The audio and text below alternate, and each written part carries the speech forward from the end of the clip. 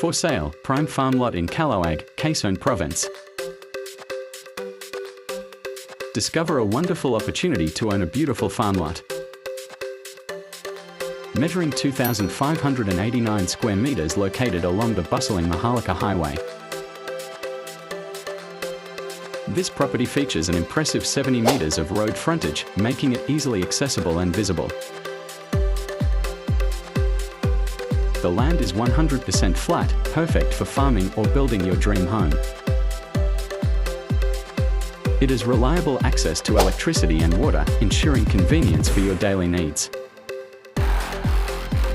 The lot is adorned with bearing fruit trees and mahogany trees, offering both beauty and potential income. This property comes with a clean transfer certificate of title and updated taxes, giving you peace of mind. Situated just 20 minutes from the town proper,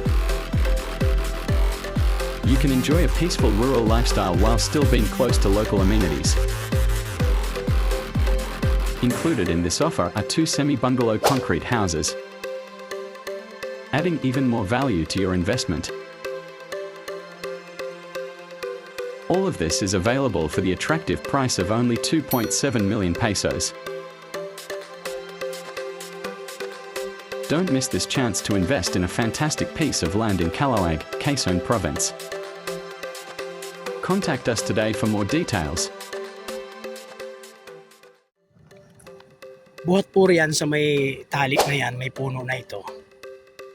Yan, dyan po mag-uumpisa ang frontage.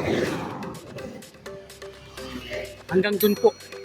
Kaya mga around 100 meters po ang frontage dito sa highway.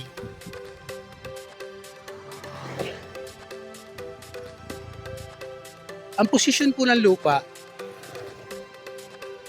ay medyo pababa siya dito sa highway. Elevated po ang highway. Ito po ang posisyon ng lupa niya.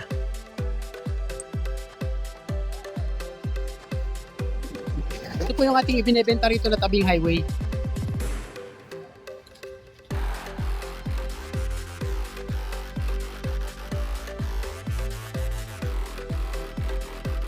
Kung gusto pong pumantay sa highway, tambakin po siya.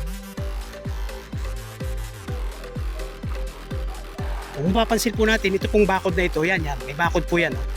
Yan po ang pagitan. Yan po ang boundary. May bakod po sila lahat ng barbed wire. At ang bahay po ay kasama sa binibenta.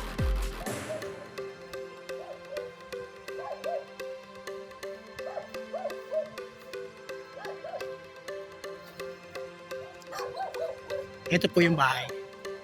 Concrete po yung bahay.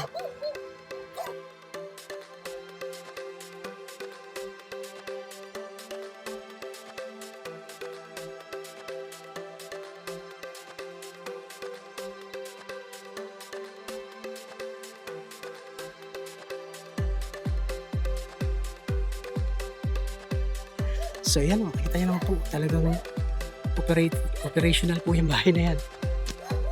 Ito po yung likod na bahagi. So yan, may po siya. At ito po yun, meron pa po isa. Dalawang concrete house po ito.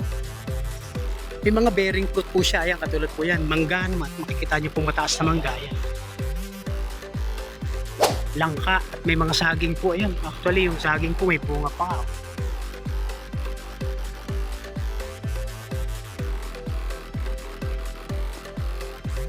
So ayan po, may bakod po siya ng barbed wire sa likod.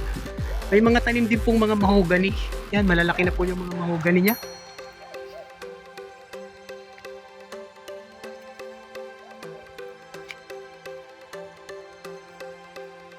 Ayan po, mga mahogany, malalaki.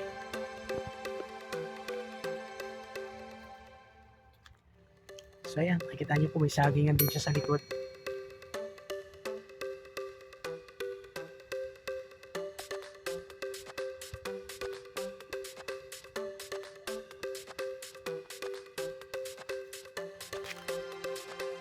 So dikit po ito sa highway.